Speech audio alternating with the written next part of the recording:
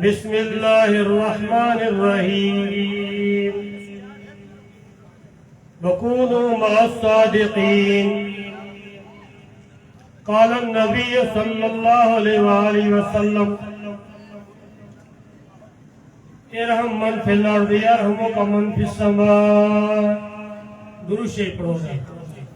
अल्लाहुम्मा सल्लि अला मुहम्मद व अला आलि मुहम्मद कमा सल्लैता अला इब्राहीम व अला आलि इब्राहीम इन्नका हमीदुम मजीद।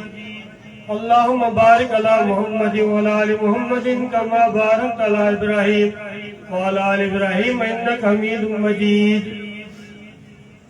अल्हम्दुलिल्लाह, अल्लाह तबारक तआला असां सभिनी खे हिन प्रोग्राम में अचण जी तौफ़ीक़ अता फरमाई आहे। अल्लाह ताला का दुआ है तो अल्लाह ताला तव्हां सभिनी खे हितों जूं बरकतूं नसीब फरमाए। हर इंसान जो दुनिया में कंहिंसां न कंहिंसां ताल्लुक हूंदो आहे। जंहिंजी जंहिंसां मोहबत हूंदी आहे दुनिया में त गॾु हूंदा नहीं, पर मोए खां पोइ बि उहो गॾु हूंदा। तव्हां सां सभई ख़ुशनसीब आहियूं तो जो ताल्लुक साईं सैयद मोहम्मद हसन शाह रहमतुल्लाह सां ताल्लुक हुयो। इंशाअल्लाह ताला मोए खां पोइ बि पाण उन्हनि सां गॾु हूंदासीं।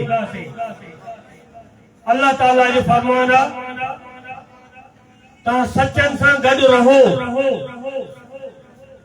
अॼु जेकॾहिं माहिर ॾिसां थो साईं सां कचहरियूं महजूम हुयूं, तव्हांजी भी जरूर होंदियूं। अल्लाह उन्हनि जी ख़िदमत कबूल फरमाए। जन गोठन में हिकिड़ो भी नमाज पढ़ण वारो न हुयो,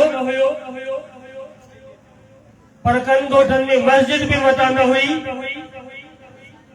साईं वाके पाण ॿुधायो अल्हम्दुलिल्लाह केतिरनि गोठन में मस्जिदूं ठारायूं, उते मदरसा कायम कया ऐं समूरा गोठ तकरीबन अल्लाह जी कदुर रखण वारा थी विया। इहो कदुर तो पाण खे बाद में थींदो। हाणे ख्याल कोन्हे जन गोठन में कुरान पाक जो हिकिड़ो अखर कायदे पढ़ण वारा भी मता न हुया। अॼु उन्हीं गोठन में आलिम हाफ़िज़ पैदा थियनि था। जेकॾहिं के इंसान जो कोई शुक्रिया अदा नथो करे तो रब जो भी शुक्रानो अदा नथो करे। उहो इनजे करे इहा रब जी पाण ख़ासि महिरबानी आहे। इन ते रब जो शुक्र कयो दिल सां। अल्हम्दुलिल्लाह अल्हम्दुलिल्लाह। अहिड़ा अल्लाह जा बंदा अल्लाह हिते पैदा फरमाया ऐं उन्हनि जो फैज़ आम थियो। दुआ गो आहियां अल्लाह ताला साईं जन जो फैज़ ता क़यामत आबाद फरमाए, ता क़यामत असांखे नसीब फरमाए। साईं जा शहजादा अल्हम्दुलिल्लाह उन्हीं रस्सी के मजबूती सां वरतियूं बीठानी, उन रस्ते ते बीठानी जे रस्ते ते साईं ता असांखे हाणे बिहारे अॻिते रवानो कयो। जेकॾहिं पाण इन्हनि सां गॾु साथ ॾींदासीं, हर किस्म जो साथ ॾींदासीं, इन्हनि सां मोहबत कंदासीं ॼण साईं सां मोहबत कईसीं। ऐं साईं सां मोहबत में ख़ासि तौर ते दीन जे करे अल्लाह जे रसूल जी औलाद जे करे पंहिंजी मोहबत हुई। उन्हनि सां मोहबत मन अल्लाह अहल बैत सां मोहबत वठे ताईं, इन्हनि सां मोहबत मन अल्लाह जे रसूल सां मोहबत आहे। इंशाअल्लाह ताला क़यामत वारे ॾींहुं पाण उन्हनि सां गॾु हूंदासीं। अल्लाह ताला जी ख़ासि महिरबानी थींदी, नबी साईं जी शिफ़ात पाण सभिनी खे इंशाअल्लाह नसीब थींदी। वधीक तकरीर करण आलिम सगुर हाल हूंदा वेठा नी, बाक़ी ॿ टे लफ़्ज़ जेके चवण बि ॾुखिया लॻनि पिया। हिते तव्हां असां हिकिड़ो अखर सिर्फ़ सिखण आहियूं, अल्लाह जे रसूल जी गुलामी कयूं।